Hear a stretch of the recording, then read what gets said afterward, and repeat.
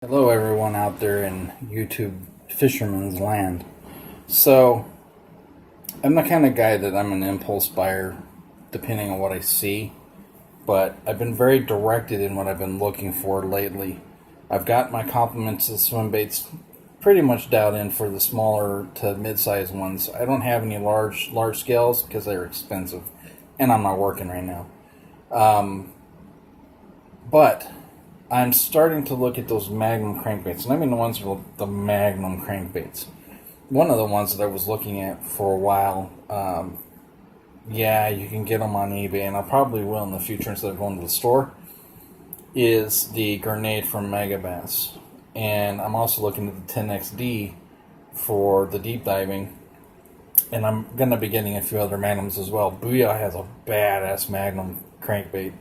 They have some very unique paint schemes to them, and even though I like to go as natural as possible, it's simply for different types of water environments, you got to have a little bit of flash.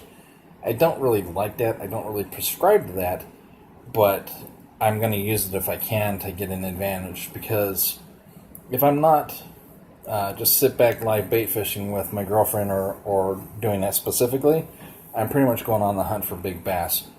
Big bassin is a much different ball game than the regular type of bass fishing. So that being said, I've got an Ito Mint color schemed Grenade. Now, I said in a previous video that I don't like packaging, or I don't care what the package is like. However, I've got to say that they make it simple, but they make it fairly elegant. It's a clear window. It's got a decent background piece of paper with color and stuff on it, description. Like I said, I really don't care what the packaging is like, but kudos to them for kind of minimizing the hoopla, so to speak. Kind of like with Cast King and the lines, all the way up to like a 900-foot spool of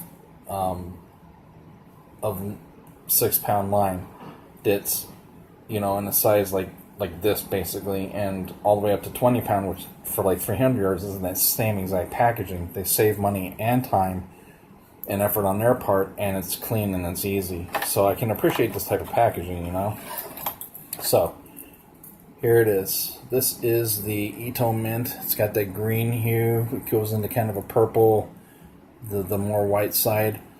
I can see this really imitating 5 or 6 varieties of sunfish and shad in the ponds that I frequent. It only goes to a maximum of 4 to 5 feet on the lightest of line. I use 20 on the rod this would be on, so it will only literally go like 2.5, 3 feet, which is exactly the range I'm wanting this in.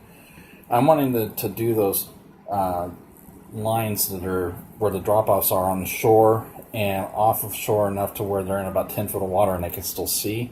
But these also have, they got that sound to them. They push a lot of water. They're really just really noisy baits. But the thing that I saw a lot of people were doing is to add an extra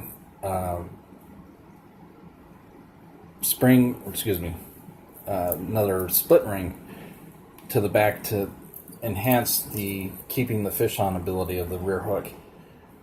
I've actually kind of considered putting a stainless steel ball bearing swivel on the back, but I know that that's going to change the bounce significantly of the bait. So unless I put one on and test it out in my parents' pool or in my apartment pool, which I can do, I've asked, I'm not sure that I'm going to want to do that. I'm just going to go ahead and do a split ring for now and see how that works.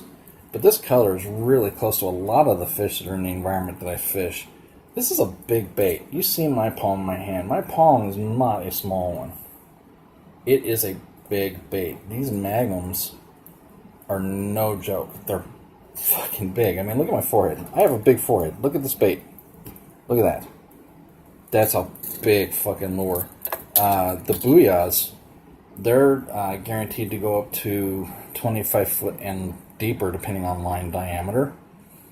And the 10XD is guaranteed to go up to 25 feet or deeper as well.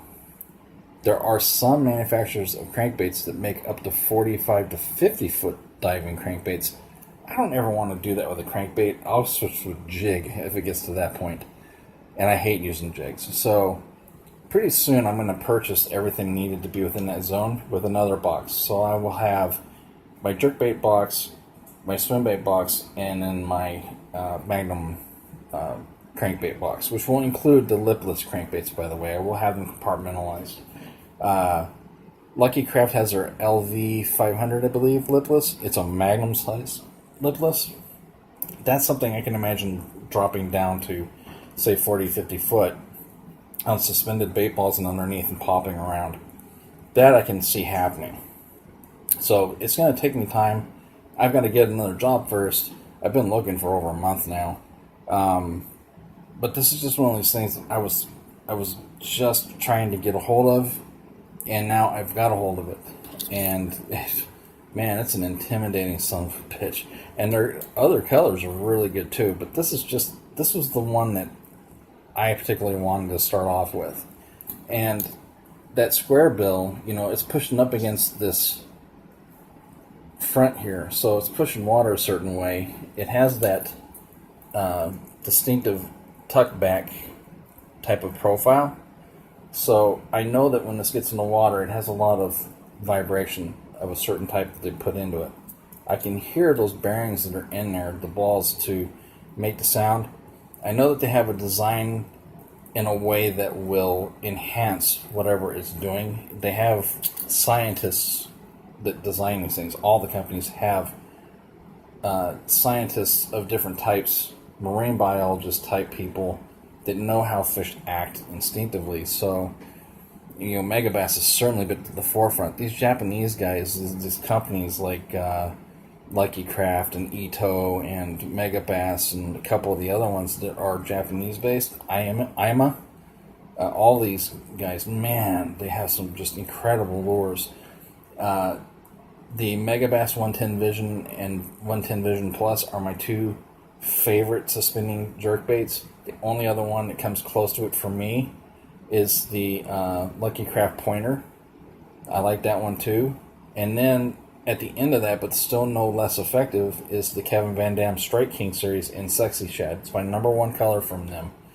But I've got them all in my pack. I've got like $400 worth of jerkbaits.